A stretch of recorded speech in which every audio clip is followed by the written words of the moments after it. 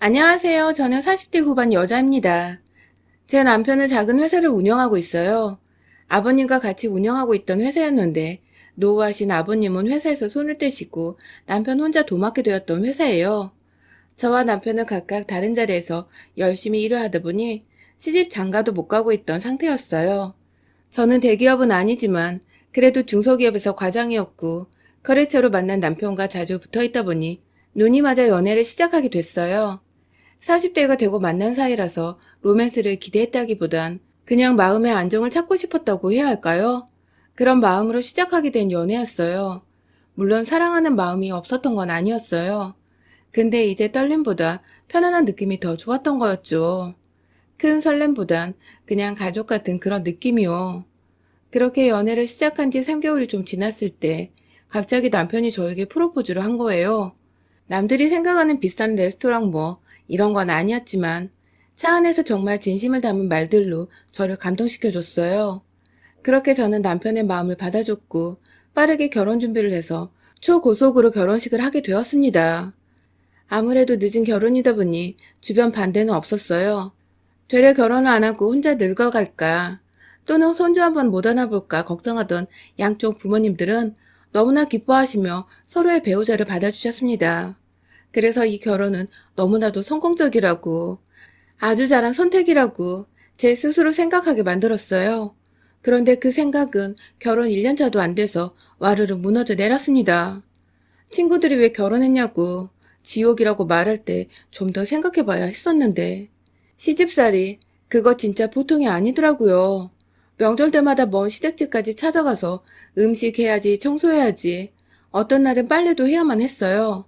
하지만 이 정도로 끝이 났었다면 다들 그러고 사니까 그러려니 했겠지만 먼 길 사시는 시어머님은 시도 때도 없이 서울로 오셔서 짧게는 2, 3일, 길게는 보름 이상 저희 집에서 머물다 가셨어요. 아주 그때마다 저는 죽을 맛이었습니다. 시어머님이 노는 거 너무 좋아하셔서 틈만 나면 용돈을 달라 하셨고 친구들과 저희 집에 와서 술 파티를 하질 않나. 마음대로 저희 안방에서 친구분들과 잠을 자질 않나. 진짜 상상 초월이었어요. 하루는 제가 몸이 너무 안 좋아서 반차를 쓰고 집에 왔는데 신발장에 신발이 너무 많이 있더라고요. 느낌이 쎄한 상태에서 저는 어머님 오셨어요? 를 외쳐봤지만 거실에도 부엌에도 작은 방에도 베란다에도 안 보이셨어요. 설마 하고 안방문을 열었는데 저는 그 자리에서 주저앉아야 했습니다. 어머님과 어머님 친구들이 완전 술이 떡이 돼가지고 저희 안방을 다 난장판으로 만들어놨더라고요. 심지어 이불에 누가 소변과 토의 흔적들까지. 정말 몸이 아파서 온 저는 더 몸이 안 좋아졌어요. 바로 다들 일어나시라고 제가 화를 내면서 깨웠는데 눈치 없는 시어머니는 아주 정신을 못 차리시고 주무셨어요. 겨우겨우 정신을 차린 시어머님 친구분들은 바로 도망을 가셨고 저희 시어머님은 저녁이 다 지나고 나서야 잠에서 깨어나셨습니다. 그런데 더 웃긴 건 그 난리통을 보고도 뻔뻔한 저에게 해장국을 끓여달라고 하는 거예요. 진짜 어이가 없어서 코웃음만 나왔어요. 남편도 이건 좀 심하다고 생각이 들었는지 시어머님을 데리고 나가더라고요. 그리고 저는 화나는 마음을 가다듬고 안방을 청소하는데 진짜 너무 짜증이 나더라고요. 아니 세상 어떤 시어머님이 저럴 수가 있는 건가? 저는 너무 이해가 안 돼서 진짜 욕밖에 안 나오더라고요. 그래서 아주 바닥, 이불, 벽, 베개 커버를 닦고 세탁하고 하면서 욕을 미친 듯이 했어요. 그런데 너무 심하게 난장판을 만들어놔서 2시간은 청소를 한 것 같아요. 그렇게 혼자 개고생하면서 밥도 못 먹고 청소를 하고 있었는데 해장을 하고 온 시어머님과 남편이 들어왔어요. 근데 해장을 하러 가놓고 둘이 한 잔 또 하고 왔더라고요. 저는 화가 나서 남편에게 방으로 들어오라고 눈치를 줬어요. 남편은 조심스럽게 저를 따라왔고 저는 안방에서 잔소리를 퍼부었어요. 아파서 반찬까지 쓰고 집에 왔는데 더 힘들어졌다고. 어머님 정말 해도 해도 너무하신 거 아니냐고. 그리고 당신은 어떻게 아픈 사람 혼자 두고 나가서 이걸 나 혼자 다 치우게 하냐고. 뭐라고 하고 있는데 갑자기 시어머님이 문을 확 열고 들어오시더라고요. 너는 내가 이 집에 오는 게 그렇게 싫으니? 그래서 애비를 이렇게 잡는 거냐? 아니 어머님 솔직히 오늘은 좀 너무하신 거 아니에요? 너무하게 뭐가 너무해? 네가 너무하지. 사람이 살다 보면 실수도 하고 그런 거지. 너는 꼭 그걸 들춰서 가족 흉을 봐야겠니? 그래야 네 속이 편하냐고. 막무가내 무대포, 무상식, 무개념, 그냥 무자가 들어간 단어들은 모아보면 저희 시어머니 그 자체였어요. 아예 말이 안 통하더라고요. 그러면서 저에게 서운하다고 더 큰 소리를 치는 시어머님은 그대로 집을 나가버리셨어요. 그러자 남편은 저한테 엄마 앞에서 꼭 이렇게 해야 했어? 아우 씨, 진짜 엄마 집 나가니까 속 시원하냐? 하곤 같이 집을 나가버렸습니다. 어이가 없었어요. 지금 누가 큰 소리를 내야 하는데 왜 지네들이 저를 죄인으로 만드냐고요.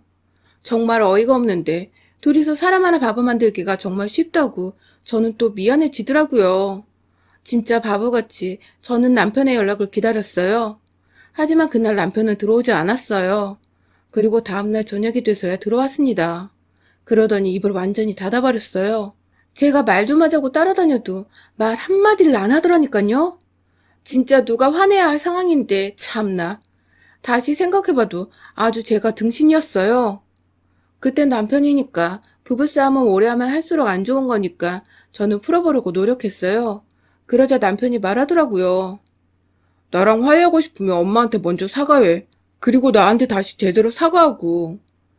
지네가 뭘 잘한 게 있다고 저한테 사과를 원하냐고요. 근데 저는 남편의 고집 때문에 어쩔 수 없이 다시 서울에 올라오신 시어머님에게 술상을 차려드리면서 죄송하다고 말씀을 드렸습니다.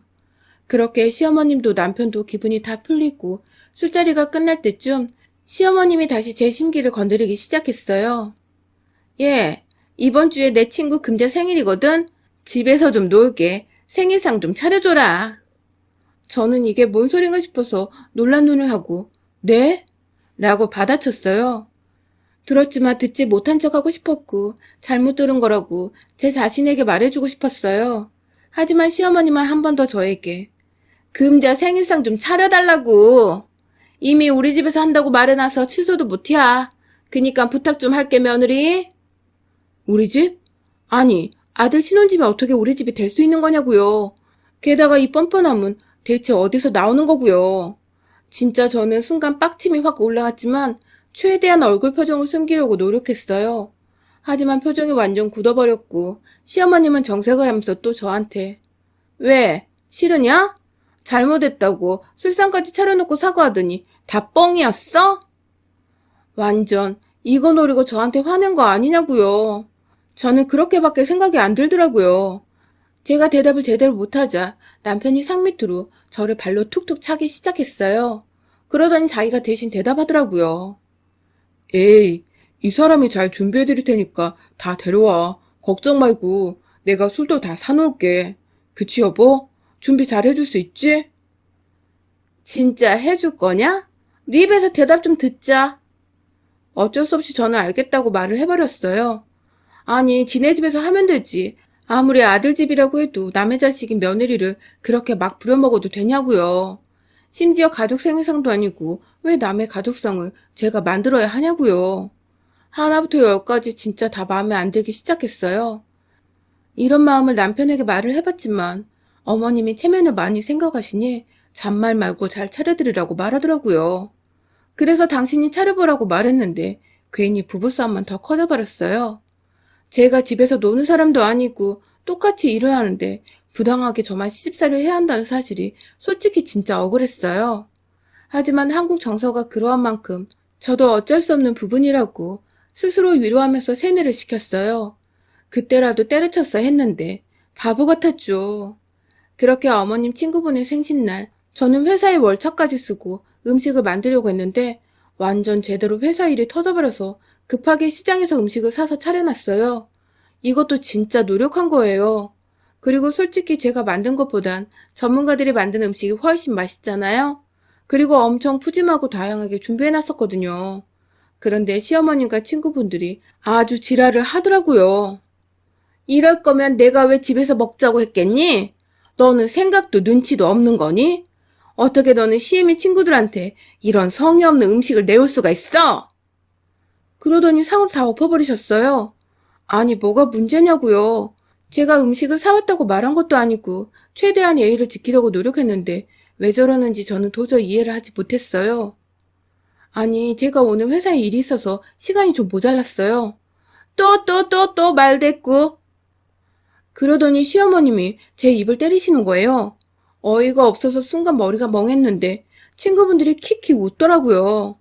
그러더니 시어머님은 저에게 카드라도 내놓으라고 준비를 제대로 못했음 돈이라도 쓰라면서 제 지갑을 막 뺏어가셨어요. 제가 이건 좀 아니라고 말을 하니까 주먹으로 제 뺨을 때리더라고요. 저는 진짜 충격이었어요. 시간 쓰고 돈 쓰고 정신없이 준비했는데 결과물은 뺨이라니 정말 속상했습니다. 그런데 시어머님은 그냥 제 카드를 들고 가버리셨어요. 그리고 집에 덩그러니 남은 저는 시어머니 엎어버린 상을 지며 눈물을 뚝뚝 흘렸습니다. 이러려고 한 결혼이 아닌데 분명 난 행복하기 위해서 결혼을 선택한 건데 너무 불행하니까 모든 게 다 후회스럽더라고요. 그런데 이 일은 여기서 끝나지 않았습니다. 저는 집을 대충 정리하고 버려진 음식물들을 쓰레기 봉투에 넣어 버리러 나갔어요. 그런데 남편이 엘리베이터에서 내려 계단 쪽에서 누군가랑 통화를 하고 있더라고요. 엄마가 그랬다고? 아무리 그래도 그건 좀 심했다. 처음엔 시어머니하고 통화하는 줄 알았어요. 그런데 엄청 웃으면서 남편이 자기야? 라고 말을 하더라고요. 처음엔 내가 잘못 들었나 싶었는데 그게 아니었어요. 아니 엄마는 아무리 저 사람을 내치고 싶어도 그렇지 그렇게까지 하냐고. 그래서 자기 엄마는 생일 재밌으셨대? 저는 그때 뭔가 머리가 띵해졌어요. 남편은 제가 보는 줄도 모르고 계속 통화를 하더라고요. 그래서 저는 바로 핸드폰을 켜서 녹음 버튼을 눌렀어요. 우리 엄만 남의 돈으로 노는 게 제일 재밌다면서 선영이 카드까지 가져갔대. 아주 신나서 나한테 전화했던데? 아, 그래? 때리기까지 했대? 아니, 그걸 보고 웃는 것도 참. 두 분 성격 참 고약하다니까? 저는 다리가 후들후들 떨려서 진짜 주저앉고 싶었는데 겨우겨우 입을 막으면서 다시 집으로 들어왔어요. 그리고 한 15분 정도 멍하니 앉아있는데 남편이 들어오더라고요. 나왔어. 엄마 친구분 상 잘 차려드렸어? 알면서 뭘 물어? 일 끝나고 지금 왔는데 내가 뭘 알아? 아니야, 잘 끝났어. 내 카드 들고 나가셨는데 그거 정지된 카드인데 잘 놀고 계시려나 모르겠네. 저는 집에 들어오자마자 어머님이 가져가신 카드를 다 정지시켜버렸어요. 제가 봤을 땐 이미 저희 관계는 끝난 거나 마찬가지였거든요. 남편은 바람을 피고 시어머님은 일부러 작정하고 저를 괴롭히고 이걸 제가 다 알면서 참을 이유가 없으니까 이제 제대로 내가 이 사람들을 괴롭혀주고 버려야겠다 싶었던 거였죠. 뭐?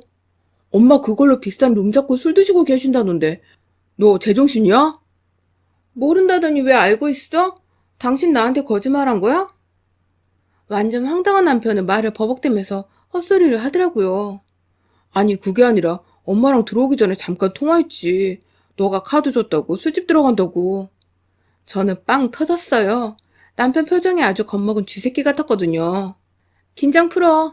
당신이 가서 술값 내주면 되지 뭐. 지금이라도 가봐. 내가 돈이 어딨어. 이번 달에 카드값도 간당간당한데 자기가 가서 좀 내줘라. 엄마 얼마나 놀라시겠어. 내 엄마도 아니고 자기가 정지된 카드를 물어보지도 않고 가지고 가신 건데 뭐 친구분 생일이니까 그 딸내미가 와서 내주겠지. 뭐 우리가 걱정할 게 있어? 야, 걔 백수야. 지가 없다고. 내가 월세도 내주. 멍청하게 지 입으로 아주 술술 풀더라고요. 월세? 너 진짜 제대로 두 집 살림했냐? 그냥 단순한 바람인 줄 알았는데 남편은 두 집 살림 중이었어요. 저는 완전 충격을 받았어요. 그래서 바로 남편의 핸드폰을 뺏어서 최근 통화 목록에서 방금까지 통화한 이 대리에게 전화를 했어요. 역시나 전화를 받은 사람은 여자였어요. 이름만 이 대리로 저장되어 있고 상간녀가 맞았던 거예요. 자기, 집에 들어간다더니 안 들어갔어? 필요 없고 네가 올래 우리가 갈까? 참고로 내가 가면 니네 집에 나만 아는 살림살이 없을 거야. 그러자 얼마 안 돼서 상간녀는 저희 집에 도착했습니다. 남편은 그 와중에 그 여자 옆에 앉았고 그 여자는 뭐가 그렇게 당당한지 팔짱을 끼고 저를 빤히 쳐다보고 있더라고요. 저는 두 사람에게 어디서 어떻게 만났는지 물었어요. 여기서 정말 기가 찼어요. 그 둘을 이어준 사람이 바로 두 사람의 엄마들이었어요. 유부남인 걸 알면서 서로의 자식들을 이어준 거예요. 금자라는 어머님 친구분의 딸이었던 상간녀는 얼마 전에 이혼을 한 돌싱이었다고 하더라고요. 그러면서 남편이 원래 그렇게 만남을 가진 게 아니라 몇 번 어머니 모시러 갔다가 마주치게 됐고, 만난 지는 얼마 안 됐다고 너무 솔직해서 고마울 지경이었어요. 진짜 멍청해도 이렇게 멍청할 수가 있나. 그런데 그 여자는 너무 당당하게 저한테 뭐가 문제가 있냐면서 사랑하는 게 죄는 아니잖아? 라는 거예요. 그래서 제가 당신 바람피다 걸려서 이혼당했죠? 어떻게 알았어요? 화들짝 놀라면서 말하는데 진짜 이런 골빈놈들이랑 얘기하는 내가 다 한심하게 느껴지는 거 있죠? 그런데 이 여자 단단히 미쳤더라고요. 우리 엄마 생일 파티 해준다고 했다면서 왜 안 되는 카드를 줘요? 얼른 가서 돈 내줘요. 너 진짜 대가리가 비었니? 어머, 진짜 말하는 것 봐, 자기야. 어떻게 이런 여자랑 살았어? 아니, 왜 자기가 한 말은 안 지키냐고. 남편은 그래도 인간의 양심은 남았는지 그 여자 보고 가만히 있으라고 계속 말을 하더라고요. 근데 걔는 뇌가 없는 건지. 왜? 왜 내가 가만히 있어? 그렇게 답도 안 나오는 대화를 이어가다 제 핸드폰에 문자가 왔어요. 드디어 승인 거절났네? 분실카드로 승인 거절. 니들이 알아서 니들 엄마 챙기고 내 집에서 나가세요. 제가 그냥 머리채를 잡고선 신발로 발을 차서 내보내버렸어요.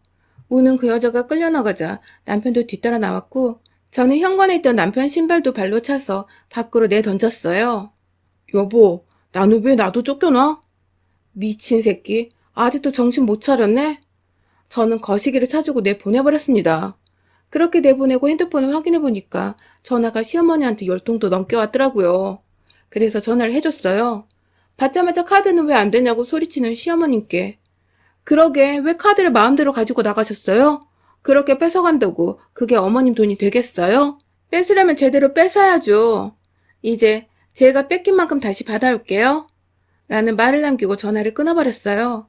그리고 저는 회사 일로 알고 지내던 변호사님께 바로 전화해서 이혼소송을 부탁드렸어요.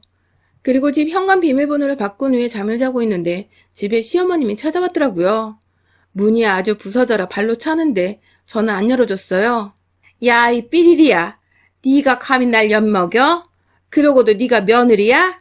다 듣고 있잖아. 문 열어. 저는 인터폰으로 말해줬어요. 오늘부터 나 당신 며느리 아니에요. 그러니까 꺼지세요. 신고하기 전에. 그러자 더 날뛰는 시어머님. 아파트 사람들이 아주 단체로 시끄럽다고 난리를 쳤고 저는 바로 경찰에 신고했어요. 저는 경찰분들에게 시어머니에게 맞아서 멍든 곳을 보여주면서 가정폭력 피해 사실을 알렸고 결국 시어머님은 술이 취한 상태로 경찰서에 잡혀가셨습니다. 그 후 저는 가정폭력으로 시어머님을 신고했어요. 전에 친구들한테 보내준다고 찍어놨던 거랑 병원에서 치료받은 적이 있었는데 그러한 것들을 다 제출했어요. 그리고 남편 상간녀에게도 고소장을 보냈습니다. 그러자 금자 아줌마가 와서 남편이 알면 큰일 난다며 취하를 붙어가더라고요. 그래서 저는 그 집에 아예 찾아가서 그 상간녀 아버지랑 만나서 다 알려줬어요. 그러자 아주 제대로 혼내주겠다고 하더라고요. 자기는 이미 포기했다고 그러면서 그 금자 아줌마도 같이 집에서 쫓겨났어요. 상간녀랑 그 상간녀 엄마가 제 머리채를 잡으려고 시도하다 문을 열고 나온 아버지한테 걸려서 진짜 제대로 욕을 먹고 저는 요유히 빠져나와 집으로 돌아갔습니다. 그리고 저희 회사와 거래처였던 남편 회사는 이쪽 업계에서 저와 이혼했다는 사실이 퍼졌고 그 이후도 소문이 나 몇몇 거래처와 거래가 끊겼고 저희 회사랑도 결국 계약을 종료하게 됐어요. 솔직히 제 일이라기보단 남편의 일 처리를 제가 항상 도와줬었는데 이제 그걸 해줄 사람도 없을 뿐더러 회사 돈을 몰래 상간녀랑 쓰고 있다가 아주 난리가 나서 회사가 뒤집어졌었거든요. 그래서 자금이 부족해 일 처리를 못해서 남편은 거래처에서 소송을 당했고 결국 회사까지 넘어가 버렸어요. 이게 소송 중에 있었던 일이었는데 뭔가 잘못됐음을 깨달은 남편은 저에게 무릎을 꿇으면서 용서해달라고 빌었지만 저는 받아주지 않았어요. 이미 미운 정도 다 사라진 상태였거든요. 애초부터 기대가 없던 사랑이어서였는지 정리는 아주 깔끔하게 됐습니다. 그래서 저는 차분히 재판을 진행할 수 있었고 결국 세 사람에게 위자료를 받아낼 수 있었습니다. 아주 속이 시원하더라고요.